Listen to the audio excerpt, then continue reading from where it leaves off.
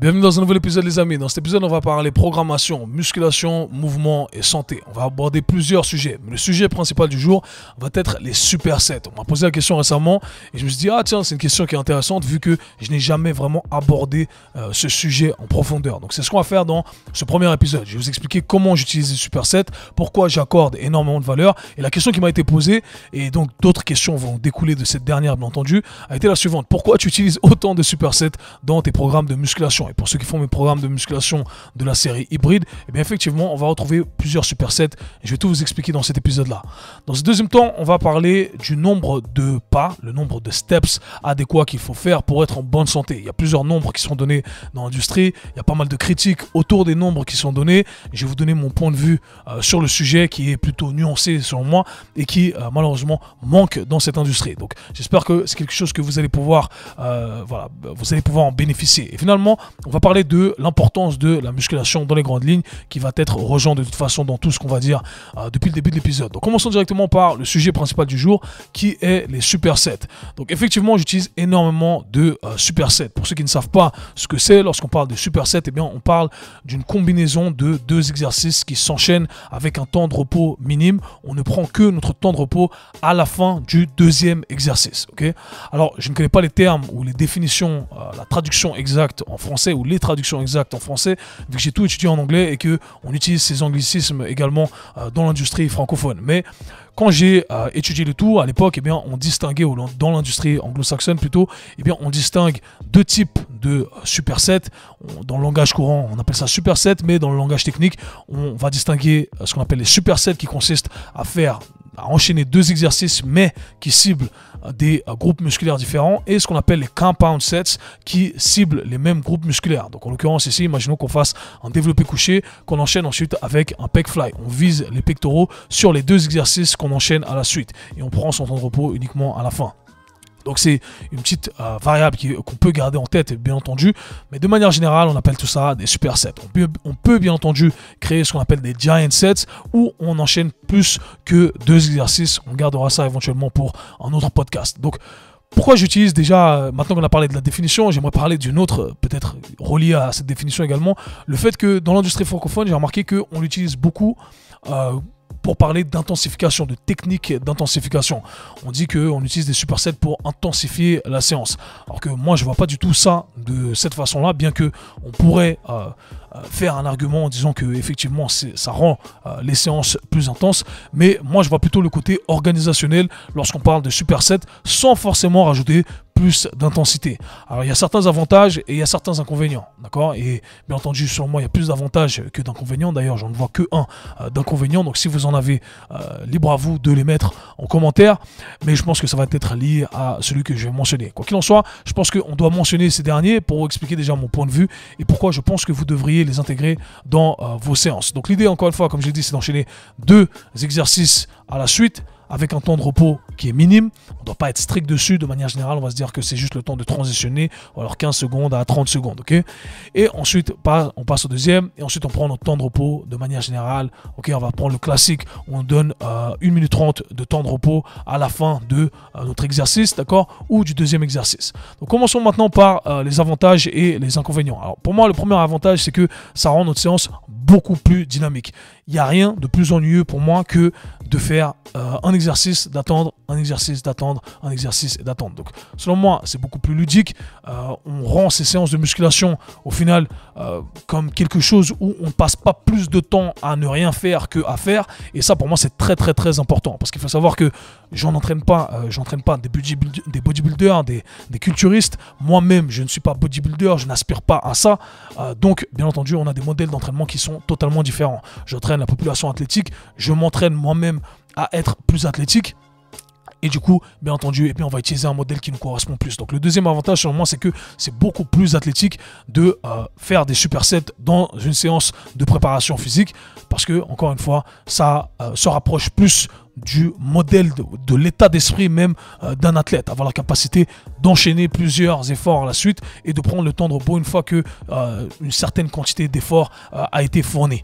Encore une fois, moi, l'aspect, le numéro 1, c'est vraiment le côté ennuyeux. En salle de sport, je ne supporte pas l'idée de faire ce genre de programme. Un exercice, je m'arrête, je prends 1 minute 30 de pause. Un exercice, 1 minute 30 de pause. J'ai l'impression que c'est interminable. Ce qui m'amène au troisième avantage, qui est qu'on arrive à écourter nos séances de manière très conséquente, sans pour autant porter préjudice à l'efficacité de l'exécution de nos exercices. Parce que c'est effectivement un argument que certains pourraient mentionner en disant « Ah, mais quand on enchaîne 2 exercices à la suite, eh bien, éventuellement, le deuxième exercice ne va pas être aussi bien exécuté que le premier, ou tu n'auras pas la même quantité d'énergie. » Et c'est là où, bien entendu, le côté programmation a son importance. Et je vais expliquer tout ça, comment on organise le tout pour que ça ait du sens et pour qu'on puisse vraiment en tirer les bénéfices. Parce qu'effectivement, si on ne fait pas les choses bien, eh bien, on ne pourra pas en tirer les bénéfices. Maintenant que j'ai mentionné les avantages qui, selon moi, sont très conséquents, parce qu'on a le côté mental, on a le côté appréciation, qui sont des facteurs à ne pas négliger pour avoir les résultats souhaités, et le côté efficacité également en termes de volume de travail.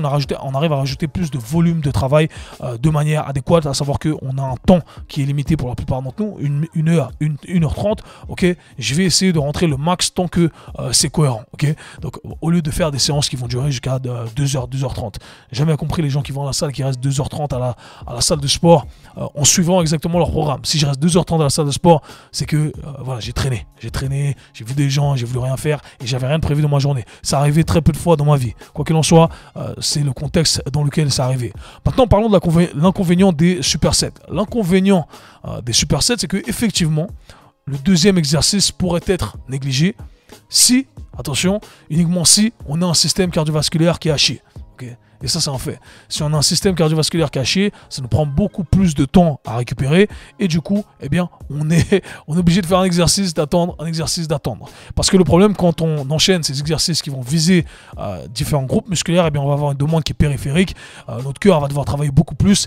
Et malheureusement, si on n'a pas les capacités pour le faire, mais on ne va pas pouvoir fournir l'effort, l'énergie, l'intensité nécessaire pour tirer les bénéfices du deuxième exercice. Et c'est connu, bien entendu, les bodybuilders n'ont pas le meilleur système cardiovasculaire et ils ont énormément de mal à enchaîner les exercices. Et c'est d'ailleurs un truc que j'ai appris en m'entraînant avec des bodybuilders. Quand j'ai toujours cherché, je me suis entraîné avec différents types d'athlètes. Et les bodybuilders, ça m'a toujours impressionné de voir à quel point ils étaient incapables, pour la plupart, bien entendu, je ne veux pas en faire une généralité ici, mais d'enchaîner des exercices. Parce qu'ils n'ont pas le système cardiovasculaire pour le faire. Quand ils finissent le premier, le deuxième, ils sont presque morts. Un giant set, c'est compliqué pour certains, d'accord? Donc voilà, c'est connu, hein, encore une fois.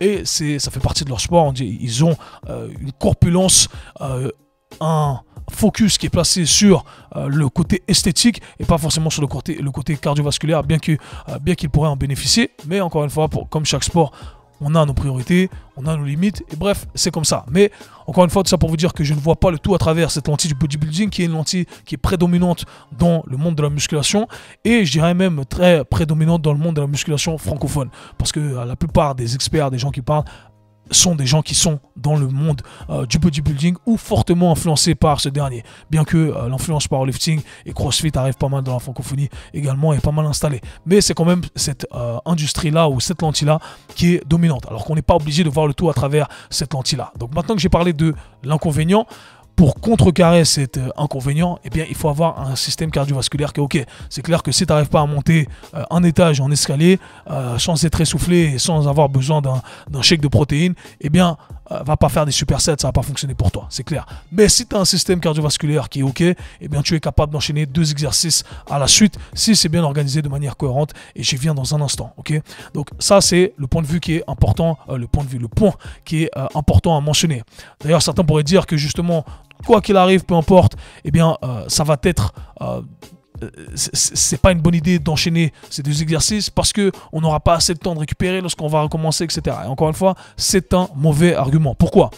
Si on place des chiffres concrets ici, lorsque je fais un superset, imaginons un exercice où je pousse, qui vise mes pectoraux, parlons concrètement ici, on fait un développé couché, j'enchaîne ensuite avec un tirage horizontal, d'accord? Donc je travaille sur mes pecs et ensuite je travaille sur mon dos.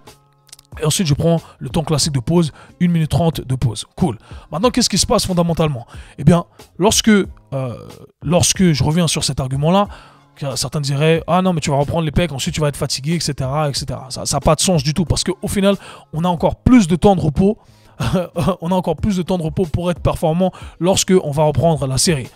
Donc on va essayer de contraster le tout. Imaginons que je fasse mon développé couché, je fais développé couché, je prends 1 minute 30 de repos et je repars sur ma deuxième série de développé couché. Donc un exercice à la fois. J'ai que 1 minute 30 de repos. Éventuellement c'est assez, éventuellement c'est pas assez.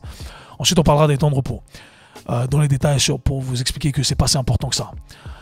Ensuite, si je reprends l'exemple du superset, eh bien, ce qui va se passer, c'est que je fais mon exercice de développé couché, ok, bam, je finis, j'enchaîne directement vers mon exercice de tirage. 15 secondes pour transitionner, me déplacer vers d'autres machines, d'accord?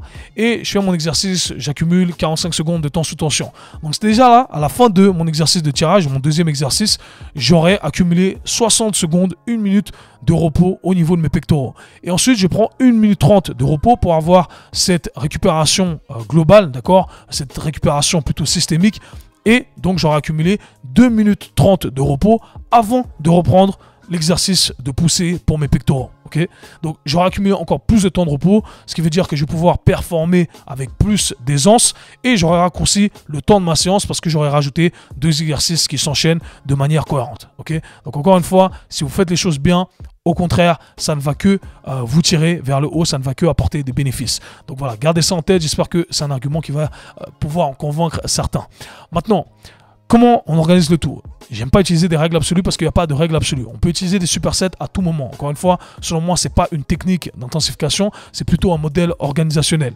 Alors, j'aime pas utiliser des règles absolues, mais il y en a une qui peut vous aider, que vous pouvez garder en tête, qui ne s'applique pas en tout temps, mais je suis assez confiant à la partager ici. C'est que vous pouvez utiliser des supersets lorsque l'intensité est modérée. Modérée à basse et modérée à élevée. On reste dans des rangées qui, selon moi, sont cohérentes. On peut utiliser des supersets de manière assez confortable sans porter préjudice à aucun des 2 exercices. Aussi simple que ça. Okay, donc, si on utilise des nombres de répétitions pour que ça aide les gens, entre le 6 répétitions et le 12 répétitions, le 15 répétitions, 6 à 15 répétitions, je suis assez confortable à dire que vous pouvez utiliser des exercices. Donc, je pourrais très bien utiliser un exercice où je vais utiliser par exemple un premier exercice, je vais faire un 6 à 8 répétitions, développé couché 6 à 8 répétitions et enchaîner directement avec un autre exercice où je vais passer sur du 6 à 8 répétitions par exemple. Okay, pour moi, c'est cohérent, on peut le faire. Éventuellement, si le premier exercice est très taxant, le système nerveux en prend un coup, eh bien, j'aime organiser le tout de cette manière-là. Je vais me dire, ok, on va rester proche de cette intensité, mais un peu moins, ok? On va simplement donner un peu moins. Donc imaginons que j'utilise un 6 à 8 répétitions sur le premier exercice, j'enchaîne directement avec le deuxième exercice où je vais passer plutôt sur du 8 à 10 répétitions ou 10 à 12 répétitions, ok? J'aurais diminué un peu l'intensité, pour moi c'est cohérent, j'arrive à enchaîner ces 2 exercices, je reste dans cette rangée, dans cette zone qu'on appellera la zone modérée. Ça a du sens, les 2 exercices, j'arrive à les faire avec une exécution parfaite, à bien recruter les muscles que j'arrive à recruter. Et pour moi, c'est tout bénéfice, ok, c'est win-win, ok, c'est un win-win pour tout le monde. Donc voilà comment j'aime organiser le tout. Ceci étant dit, pour aller dans l'autre extrême des intensités, il y a les intensités élevées et les intensités basses. Alors pour les intensités basses, on peut couvrir ça dans un premier temps. Pour moi, il n'y a aucun problème. Vous pouvez faire des supersets, vous pouvez faire des giant sets. Si vous avez le système cardiovasculaire qui est adéquat pour le faire, l'endurance musculaire pour le faire, eh bien pourquoi pas, d'accord? C'est l'occasion justement, vu que l'intensité est basse, de pouvoir enchaîner des exercices avec un temps de repos qui est minimal. Ça a du sens, d'accord? Maintenant, directement, on passe aux intensités élevées.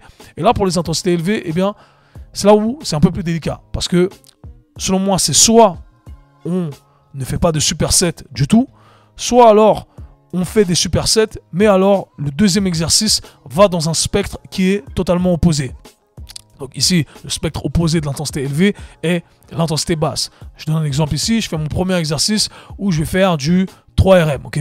Je vais faire ma série 3 répétitions super lourd. Et je vais enchaîner directement avec un exercice pour les épaules par exemple, mais là je vais travailler avec du 12, 15, 20 répétitions, ok, des répétitions qui sont très élevées, des charges plus légères parce que je sais que mon système nerveux n'a pas la capacité de fournir une intensité qui est très élevée. Donc là, pour moi, ça a du sens. C'est un superset. Éventuellement, c'est un choix que vous pouvez faire si vous souhaitez le faire.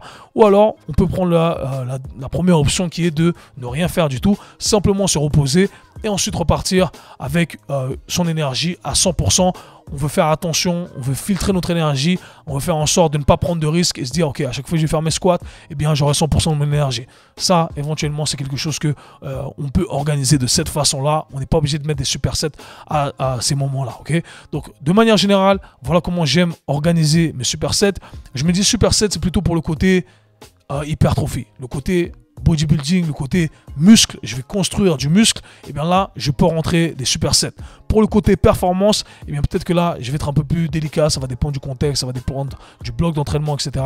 Ou là, je vais peut-être prendre un peu de recul et me dire, il y a certains moments, pour certains exercices, eh bien j'ai préféré ne tout simplement pas coupler d'autres exercices pour que je puisse m'assurer d'une intensité maximale lorsque je fais l'exercice de base, l'exercice principal. Disons ça comme ça, ok? Donc voilà comment on peut organiser ce superset. Pour moi, c'est un gain de temps fou. Franchement, j'ai du mal à comprendre pourquoi on ne le met pas. Je trouve que c'est très ennuyant de ne pas le faire. Et croyez-moi, si vous ne le faites pas, eh bien, vous êtes en train de perdre quelque chose. Maintenant, la prochaine question qui découle de tout ça, c'est comment tu le fais, comment tu l'organises de manière générale pour les différents types d'entraînement qu'on va rencontrer. Pardonnez-moi, je suis fatigué, c'est la fin de journée. Eh bien, comme j'ai dit, pour le haut du corps, très simple, très simple. Gardez le truc le plus simple possible. Bien entendu, il y a de la complexité. Pour ceux qui font le programme mentorship avec moi, les coachs, et pour ceux qui font mes programmes hybrides, il y a de la complexité qui est recherchée derrière. C'est pas aussi simple et aussi basique que ce que je vais vous donner, mais de manière générale, vous vous dites, ok, et je vais utiliser pour le haut du corps les mêmes angulations. Donc, je parle ici de pousser, exercice où on pousse et exercice où on tire, mais avec les mêmes angulations. Donc, si j'utilise un exercice où je pousse avec une pattern de poussée horizontale, je vais faire un exercice où je tire avec une pattern de tirage horizontal. Aussi simple que ça. Si je fais un exercice où je pousse verticalement, eh bien, je vais coupler ça avec un exercice où je tire verticalement. Aussi simple et bête que ça, vous ne pouvez pas vous tromper si vous faites ça. Alors, il y a des moments où on peut rendre le truc plus complexe et on peut mixer le tout. C'est-à-dire, imaginons qu'on ait 2 jours d'entraînement. 2 jours d'entraînement, on va viser le haut du corps. Jour 1, je couple un exercice de poussée horizontale avec un exercice de tirage vertical. Et jour 2, je fais un exercice de poussée verticale avec un tirage horizontal. Encore une fois, tant que ça a du sens et tant qu'on crée cette harmonie qu'on cherche à créer, pour moi, hey, c'est un win-win et j'aime organiser le tout de cette façon-là également. J'aime rajouter de la complexité parce que je suis dans la capacité de le faire. Mais il faut toujours se poser la question, ok, pourquoi tu fais ça comme ça? Il faut qu'il y ait une explication derrière, il faut qu'il y ait du sens. Et c'est ce qu'on appelle l'art de la programmation. Maintenant, pour le bas du corps, comment on fait? Eh bien, pour le bas du corps, c'est un peu différent parce que c'est pas aussi simple que partie antérieure, partie postérieure. Parce qu'il y a certains exercices qui, malheureusement ou heureusement, taxent pas autant, mais va quand même avoir une influence autant sur la partie postérieure que sur la partie antérieure. Du coup, parfois, eh bien, c'est un peu plus compliqué de faire des supersets au niveau du bas du corps. Alors, comment on organise le tout? Lorsque un exercice a une dominance, lorsque 2 exercices ont une dominance bien prononcée, c'est-à-dire qu'un exercice va plutôt viser vraiment à, disons, 80% les quadriceps et l'autre exercice à 80% les ischio-jambiers, eh bien là, on peut combiner les deux, on peut faire un superset. J'imagine ici un squat par exemple, un cyclist squat où on a les talons super élevés, on va viser à 80-90% les quadriceps et ensuite on va coupler le tout avec un deadlift romain où là on va viser encore une fois principalement les ischio-jambiers, ok, à quasi 100%, ok, un peu les muscles fessiers, etc. D'accord, mais on n'aura pas 2 quadriceps engagés durant l'exécution de ce mouvement-là. Et bien là, ça a du sens de combiner les deux. Maintenant, ce qui est intéressant également, c'est de combiner, par exemple, le bas du corps et le haut du corps. Comme j'ai dit, moi je suis un grand fan de ça également. Travailler sur un exercice polyarticulaire du bas du corps combiné avec un exercice d'isolation du haut du corps. Donc, prenons l'exemple que j'ai pris auparavant, d'accord, on modifie un peu, j'ai pris le squat, on fait un deadlift, on couple ça avec des tricep extensions où on travaille sur ses triceps, par exemple, ok. Aussi simple que ça. Il y a 1001 façons de modeler le tout. Il faut simplement qu'il y ait une certaine cohérence pour que vous disiez, ok, Je sais exactement pourquoi je fais ça de cette façon-là. Je sais que le deuxième exercice ne va pas porter détriment au premier exercice à cause de l'intensité que je vais utiliser et à cause de tous les autres paramètres qui éventuellement doivent être pris en considération. Okay, donc voilà comment on organise ces supersets-là. Un dernier détail peut-être que je devrais mentionner pour le bas du corps, quand les intensités sont modérées à élevées, donc là je pense vraiment aux 6 répétitions dans cette rangée-là, eh bien, il faut faire attention au bas du dos. Okay, le bas du dos, il risque de vite se fatiguer. C'est un truc qu'on néglige parfois. Et si on est entraîné, si on a l'habitude de... si on a fait les choses progressivement, eh bien, éventuellement, c'est quelque chose qu'on peut faire une fois que, encore une fois, on a les capacités de le faire. Mais c'est quelque chose qu'on veut prendre en considération. Donc, imaginons que, je sais pas, je fasse un squat, un back squat. Ça me demande pas, ça place pas mal de demandes sur le bas du dos. J'enchaîne ça directement avec une variante de deadlift où le bas du dos, peut-être qu'il est déjà un peu fatigué, ou une fente latérale avec la barre encore sur mon dos. Peut-être que le bas du dos, il s'est déjà fatigué à stabiliser le tout pendant l'exercice du squat. Il y a des muscles, les mêmes muscles que j'ai utilisés pendant le squat vont être utilisés à un certain pourcentage durant le deuxième exercice. Du coup, ces derniers-là vont être fatigués. Du coup, le bas du dos doit compenser la fatigue des autres muscles. Enfin bref, ça fait une recette qui n'est pas super et on va sentir le bas du dos qui commence à être congestionné, à se fatiguer également. C'est pas très intéressant. Si c'est le cas, je vous invite à prolonger le temps de repos entre les supersets, les exercices qui sont censés s'enchaîner et bien entendu à réorganiser le tout si nécessaire. Okay, maintenant, parlons du temps de repos. Le temps de repos, j'ai fait un réel là-dessus plusieurs fois, que j'ai reposté déjà 2 fois ou 3 fois, où j'aborde le fait que les temps de repos au final, pour la plupart des cas, je vous invite à aller regarder le réel, c'est que c'est là simplement à des fins organisationnelles. Il ne faut pas être à cheval là-dessus. Donc lorsque je fais un superset, eh bien, il y a certains clients avec qui on peut enchaîner directement. On va faire les deux. Okay, c'est-à-dire qu'on va passer directement d'un exercice à l'autre. Presque pas de temps de repos. Il y a d'autres clients, on va prendre 15 secondes. Il y a d'autres clients, on va prendre 35 secondes, 40 secondes. Okay, où il y a d'autres clients, on doit prendre le temps qu'il faut. Okay, conceptuellement, on est censé les enchaîner. Mais s'il faut prendre un peu plus de temps de repos parce que c'est nécessaire, en fonction du contexte, et bien on le fait. Ok, faut pas être à cheval. Il faut simplement se dire que le plus grand temps de repos va être pris à la fin du deuxième exercice. Encore une fois, c'est pour ça que je dis que c'est là à des fins organisationnelles et on n'est pas censé être à cheval sur le temps de repos. Moi vraiment, si je mets le chrono vraiment pour le temps de repos avec mes clients, c'est simplement pour pas qu'on se perde dans le dialogue, parce qu'on discute, tiens, ça fait 3 minutes qu'on discute, en fait on aurait dû enchaîner. Non, j'ai le temps de repos, je peux voir, je dis ok, là on est là, ça fait 1h30, comment tu te sens? Tu sens prête? Tu sens prêt? Ok, on y va, c'est tout. Mais on n'est pas à cheval, genre 1h30, je dois repartir. Non, on s'en fout. Sauf si c'est une demande particulière, qu'on cherche à développer une qualité bien particulière et que le temps de repos, dans ce cas-là, devient une variable qu'on doit manipuler. Mais autrement, si c'est simplement pour le côté développer le côté esthétique, développement musculaire, eh bien c'est pas important, croyez-moi. Repartez quand vous êtes prêt à repartir, quand vous n'êtes pas essoufflé. Ok, facteur important à mentionner ici. Maintenant, les supersets, c'est dit, j'espère que vous allez intégrer tout ça. Et si vous avez des questions, bien entendu, je vous invite à aller checker mes programmes hybrides. D'ailleurs, en ce moment, à l'heure à laquelle vous écoutez ce podcast, à l'heure à laquelle il va sortir, il y a une offre exceptionnelle sur mes 3 programmes hybrides, hybride starter, hybride physique et hybride on the go. Les 3 programmes pour 169 francs 50. C'est le bundle offre du mois de juillet jusqu'à fin juillet. Donc, il reste quelques jours uniquement. Fit Summer Bundle, je crois qu'on l'a appelé comme ça, je ne me rappelle plus, mais ça vous revient à 169 francs 50 francs suisses au lieu de 500 et quelques. Ok, donc hey les gars, profitez, c'est là. Deuxième sujet du jour, on va parler du nombre de pas nécessaires pour rester en bonne santé. Alors pour ceux qui ont des montres qui permettent de traquer le tout, qui traquent le tout sur leur iPhone ou d'autres applications, eh bien c'est devenu un peu à la mode. On nous dit de faire des pas, un nombre de pas par jour. Beaucoup de coachs dans l'industrie du fitness l'utilisent, dont moi-même et les coachs avec qui je collabore. Et on a ce fameux nombre qui est sorti un peu de nulle part, qui est celui de faire 10 000 pas par jour. Et ça rentre dans une catégorie qu'on utilise beaucoup, que vous avez déjà peut-être entendu, qui a été mentionné dans ce podcast plusieurs fois, qui est la catégorie NEAT. Okay, la NEAT qui est un acronyme pour Non-Activity Exercise Thermogenesis. Okay, donc en gros, tout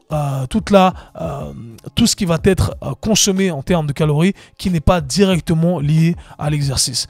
Et on inclut principalement cette catégorie du nombre de pas dans ce qu'on appelle le NEAT. Okay, alors, la petite nuance à faire ici, c'est que le NEAT n'est pas l'équivalent du nombre de pas qu'on va faire. D'accord, ça représente tout ce qui n'est pas de l'exercice, ou tout ce qui du moins devrait être naturel et considéré comme du simple mouvement. Et en vrai de vrai, ce n'est pas quelque chose qu'on pourrait mesurer ou qu'on devrait mesurer, parce que ça devrait être quelque chose qui est fait de manière inconsciente. Maintenant, le problème, c'est qu'on vit dans une société qui est sédentaire, on ne bouge pas assez, et bien entendu, il y a tous les problèmes qui sont venus, qui se sont accumulés avec cette sédentarité, dont la prise de poids, et du coup, on a eu la possibilité, avec ces outils, avec ces différents trackers, justement, de rajouter un nombre sur éventuellement quelque chose qu'on ne pouvait pas quantifier par le passé. Et on parle du nombre de pas ici. Et on a ce fameux 10K, 10 000 pas par jour qu'il faut viser. C'est ce qu'on nous donne dans l'industrie du fitness. Est-ce que c'est vrai? Est-ce que c'est pas vrai? Est-ce que c'est important? Est-ce que je dois le faire? Est-ce que j'ai pas le temps de le faire? Etc. On va répondre à toutes ces questions. Déjà, d'où ça vient? Alors, ça vient déjà d'une institution japonaise, si je ne me trompe pas, qui cherchait à promouvoir son pédomètre. Okay, institution japonaise qui avait une entreprise qui avait créé un pédomètre et qui avait sorti des études, si je ne me trompe pas, encore une fois ici, pour montrer l'importance de faire 10 000 pas par jour et donc d'utiliser leur pédomètre pour traquer le tout. C'était le début justement de l'arrivée de ces pédomètres, de ces outils qui nous permettent de justement traquer cette quantité de mouvement. Et du coup, on a ce nombre 10 000 pas qui est resté, qui a été utilisé dans l'industrie et que moi-même j'utilise. Alors bien entendu, j'ai pas avalé le truc comme ça, j'ai essayé, j'ai moi-même traqué sur plusieurs années. Ça fait plusieurs années qu'on utilise ce nombre de 10 000 pas. Alors le 10 000 pas, c'est un peu le nombre de référence qui est un nombre arbitraire, certes, mais qui pousse les gens quelque part à aller dans la bonne direction. Mais c'est là qu'il faut amener de la nuance et ne pas être strict dessus. Alors, pourquoi? Alors, déjà, il y a plusieurs erreurs qui sont faites et qui, selon moi, mènent à ces discussions et ces débats qu'on a dans l'industrie. Certains coachs disent que ça ne sert à rien. Certains nutritionnistes disent que ces 10 000 pas, il faut arrêter d'être religieux là-dessus. Et je suis d'accord jusqu'à un certain point. Mais l'idée, c'est que beaucoup ont été tentés de remplacer les activités physiques comme de la musculation ou un sport, etc., par simplement le nombre de pas à faire. Donc les gens se disent, ou beaucoup de professionnels de santé, malheureusement pas assez formés dans le monde du sport, ont fait ce genre de recommandations et ça, allez simplement marcher 10 000 pas. Okay, c'est bon, vous marchez 10 000 pas, vous allez être en bonne santé. Et en gros, la réclamation des gens de l'industrie du fitness et de la santé qui sont formés justement en sciences du sport et de l'exercice, c'est de dire, hé les gars, arrêtez avec ce nombre magique, c'est pas ça qui va vous sauver. Il ne faut surtout pas remplacer l'activité physique, l'entraînement de résistance, la musculation avec ces 10 000 pas. Et là, on est totalement d'accord. Ça n'a jamais été le discours, en tout cas pas le mien. D'accord, c'est quelque chose. Ce n'est pas un ou. D'accord, c'est et. On doit faire son activité physique, sa musculation, ses entraînements de résistance, parce qu'il y a énormément de bienfaits, d'où le dernier thème d'aujourd'hui. Comme je l'ai dit, tout va être lié. La musculation, ça a énormément de bienfaits, d'un point de vue musculaire, d'un point de vue articulaire. Donc on parle de bien entendu toutes les structures, toute l'architecture de notre corps. Il y a énormément de bienfaits à faire dans la musculation, mais également pour notre système endocrinien. Donc on parle ici de nos hormones, etc. Enfin bref, il y a 1001 avantages à faire de la musculation. Et malheureusement, ce n'est pas quelque chose qui est encore propagé. Aujourd'hui, on va voir les médecins généralistes qui ne sont pas encore formés, respect à ceux qui savent et qui sont bien formés et qui font le travail nécessaire pour l'être, qui recommandent également des entraînements de résistance. Mais aujourd'hui, c'est toujours les mêmes trucs. On nous dit non, surtout pas d'entraînement de résistance, faites attention à vous, allez marcher ou allez nager, pas d'impact, etc. Alors que c'est pas forcément la meilleure des choses à faire. Pas forcément. De loin, encore une fois, si on venait à comparer aux bienfaits des entraînements de résistance. Donc pour tout ce que j'ai mentionné, on a vraiment... il n'y a pas photo. Il faut faire de la musculation, peu importe votre âge, c'est la priorité. Et ensuite, vous rajoutez les activités physiques en plus que vous souhaitez faire pour entraîner votre système cardiovasculaire. Pour beaucoup d'entre vous, eh bien, ça va être simplement faire des marches, ok? Et lorsqu'on dit rajouter des pas, ben, ça va simplement dire faites plus de marches. Pour faire des pas, eh bien, il faut marcher, d'accord? Donc, allez marcher. Et pour beaucoup, déjà, simplement en marchant, vous êtes dans votre zone 2, et qui est la zone 2, la fameuse zone 2, où vous allez améliorer votre système cardiovasculaire. Pour la faire très simple ici et très vulgarisée, ok? Donc, simplement avoir cette recommandation-là, ça pousse les gens sédentaires à faire plus d'activité physique, d'accord, ce qui va augmenter leurs dépenses énergétiques, ce qui va mener ainsi à une perte de poids. Perte de poids va amener énormément de bénéfices d'un point de vue santé, d'un point de vue hormonal, etc., etc. Donc, hey, Faites plus de pas par jour, c'est super important. Est-ce qu'on est obligé de faire 10 000 pas? J'ai pas le temps de faire 10 000 pas, absolument pas, ok? Vous ne devez pas être à cheval sur les 10 000 pas, c'est pas obligé, d'accord? Maintenant, si vous voulez vous fixer un objectif, c'est super important de le faire, d'accord? C'est super important de se dire, je vais me fixer un objectif. Et éventuellement, l'objectif sur le long terme, c'est de pouvoir faire mes 10 000 pas en moyenne par jour. Mais on va faire les choses graduellement. Donc le meilleur truc que vous puissiez faire, si vous aimez les chiffres, vous aimez traquer votre progrès, parce que tout ce qui peut être traqué peut être amélioré. C'est ça l'idée derrière, c'est que au final, on a enfin quelque chose qu'on peut mesurer, qui n'est pas relié directement à l'exercice, d'accord? Et on se dit, ok, là, je peux appliquer la règle de base qu'on doit appliquer dans notre corps, qui est la surcharge progressive, un système de progression. Et là, peu importe où je suis, je dois appliquer un système de progression par rapport à où je suis. Donc si vous ne marchez jamais, vous allez passer à 10 000 pas, éventuellement vous allez avoir mal aux pieds, mal au tendon d'Achille, etc. Donc encore une fois, ne sautez pas les étapes, d'accord? Mais croyez-moi, ça peut vous aider de faire les choses graduellement. Donc le premier truc que je vous invite à faire, c'est, et ce que j'ai fait avec mes clients en ligne depuis des années, ok, où vous en êtes? On traque. Ok, tu fais 3000 pas par jour. Je suis assez confiant à dire, avec toutes les années d'expérience que j'ai, avec les dizaines et les dizaines de clients que j'ai pris à ma charge, les dizaines de clients qu'on a pris en charge à travers la compagnie, eh bien, qu'on arrive à augmenter chaque 3 semaines à 4 semaines 30% environ de la quantité de pas qu'on fait. Ok, donc ça, c'est assez simple à faire. Ok, 30%, 20 à 30%, assez à l'aise, vous pouvez augmenter votre quantité de pas. Ça ne devrait pas poser de problème. Donc, imaginons que vous fassiez 5000 pas. Ok, on fait 5000 pas. Dans 2-3 semaines, on aimerait arriver à rajouter 1500 pas de plus. Ok, bam, ok, hey, je traque, je suis à 6500 pas. Ok, parfait. Ok, on a atteint notre objectif. Et éventuellement, on va, avec le temps qu'on a à disposition, avec toutes les variables qu'on a pris en considération, peut-être que notre max à nous, ça ne sera pas 10 000 pas, peut-être que ça sera 8 000 pas, d'accord? Mais peu importe, ce qui compte, c'est de graduellement augmenter le tout à des moments adéquats. Il faut que ça fasse sens, bien entendu, et que ça respecte un certain modèle de progression. Mais croyez-moi, c'est quelque chose qui est très négligé par beaucoup et qui devrait être un outil qu'on devrait constamment garder en tête, parce que tous les mouvements qu'on fait au quotidien, les petites marches qu'on va faire, les petits déplacements qu'on va faire, les mouvements que je fais ici en parlant à la caméra, eh bien, ça demande de l'énergie. Et c'est cette quantité d'énergie-là qu'on dépense durant la journée qui va faire une vraie différence si on veut observer une perte de gras qui peut arriver relativement rapidement. Encore une fois, je mets l'accent sur le terme relativement rapidement, si on fait les choses, bien entendu, de manière bien encadrée et si on sait exactement pourquoi on fait, comment on le fait, etc. Okay, donc, voilà pourquoi je vous invite à, bien entendu, utiliser cet outil. C'est quelque chose qu'on utilise dans mes programmes également. Je donne des recommandations par phase. On utilise un modèle de progression. Je vous dis de commencer à un certain nombre, ensuite un autre nombre, etc. Mais si vous voulez individualiser le tout, utilisez la règle des 20 à 30% de plus. C'est un objectif qui, selon moi, peut être individualisé pour tous, par tous, et qui va être grandement bénéfique. Donc, ne soyez pas mariés aux 10 000 pas, rajoutez-les en plus de vos sessions de musculation. La musculation, c'est la priorité. Et ensuite, bien entendu, eh bien, vous aurez tous les outils pour aller dans la bonne direction. Voilà tout pour cet épisode, les amis. J'espère qu'il vous aura plu et qu'il vous aura été bénéfique et que vous allez directement pouvoir implémenter tout ce qui a été dit ici. Dans tous les cas, nous, on se voit /parle très bientôt. Peace.